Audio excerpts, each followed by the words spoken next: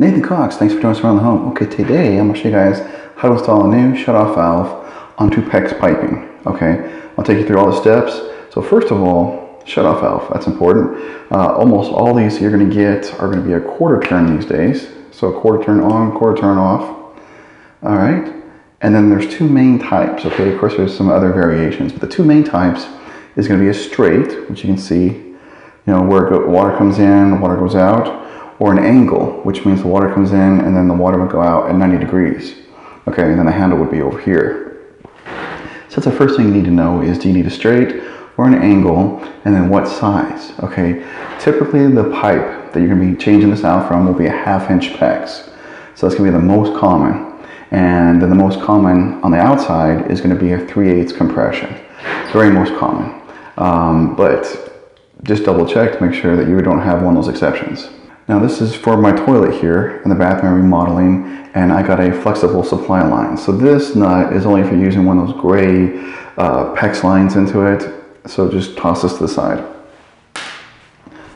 All right, and I like to go ahead and you can see right through it. I had it there a second ago. Well, I don't know if we can do it again. Maybe right there. So we're going to shut it off.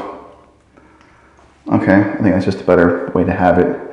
Now, speaking of shutting it off, of course you need to shut the water off to your house, okay, before you go any further. And if you don't know how to find the water shut off to your whole house, I'll have a video top right of your screen popping up to help you find that. And since this shutoff valve is for a toilet that I'm resetting, if you want to have a video for complete rebuild of a toilet, I'll have a video pop up top right of your screen for that one as well. Okay, the tools that we're going to need is I've got a cutter here. This isn't a PEX cutter per se, it's a PVC cutter, but works just as good on the PEX. The PEX cutter is great as well. You really need some kind of good cutter so that the PEX can be cut off real clean, okay, straight, and not trying to cut it with a knife. I mean, let's just do it right, okay, and get one of those. And then I've got a PEX pinch wrench, okay? And if you need a video that shows you more in depth on how to work with PEX, top right of your screen for that video. The extra supplies we're going to need is we're going to need a pinch ring, okay, to lock it in place. And something really good to do is I have a new flange, or what a lot of people call escutcheons, to go over the pipe so it looks clean on the floor, okay? Now is the time to change this out because you can't take it off when the valve's on there, right? Okay. So now that we know what we need, let's go over to the pipe and take off the old. Okay, you guys can see here, this is where the toilet flange is. So I got covered with paper towels so I don't get like stuck to it. Okay. Now here is the PEX pipe coming out of the floor. And you can see I've got plenty of room to work with. Now, what if you don't have the slack and your shutoff valve is already sitting close to the floor? So you need to grab the pipe and try to pull it up, okay, and see if there's slack underneath the floor. Now don't yank it out hard, okay? It should be comfortable to slide it up. And if you can, slide it up, and that'll give you your extra slack. What you're gonna need to do is then take some masking tape or something like that after you lift it up and wrap a bunch of masking tape down here so that it doesn't accidentally fall back through the floor. Because the last thing you wanna do is cut off the shutoff valve and have the pipe fall through the floor. Then you're in trouble, okay? All right, now if you wanna know what size of these to get, all right, this says 1/2 inch copper, okay? But copper, CPVC, and PEX all have the same outside diameter. So it's okay that this says 1/2 inch copper, it'll still work for your 1/2 inch PEX.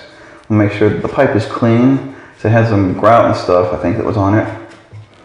And then I want to leave a little bit of room. So I think I'm just gonna cut it right about here. And like I said before, make sure the water to the house is shut off. I also have the pressure let go because I took kind of a faucet and let some pressure out. So hopefully this won't squirt on us or anything like that. There we go, perfect. Okay. Now we're gonna put the escutcheon on, make it look nice and clean. Brand new escutcheon. Put our PEX ring in, put the shutoff valve on, line up the ring in the proper place, which is just about 1/8 of an inch under lock it on. We're going to make sure that the valve is shut off all the way. And then we're going to turn on the water to make sure we have no leaks. Okay, the water's back on and we are dry and clean. So boom, we're done. Okay, one last video pop-up. Maybe you're not putting it on PEX, maybe you're trying to put it on copper or old galvanized pipe. You don't know how easy it can come off. I have yet another video on how you can rebuild some of the most common multi-turn valves, okay, top part of your screen. But now that we're done, I want to say thank you for watching. Please share this video so others like you can see how easy this can be done. Please take a moment to subscribe to our channel, hit that bell for notifications. Check out our website, hundreds more videos organized really, really well. And there's another video for you guys to enjoy. Thanks again.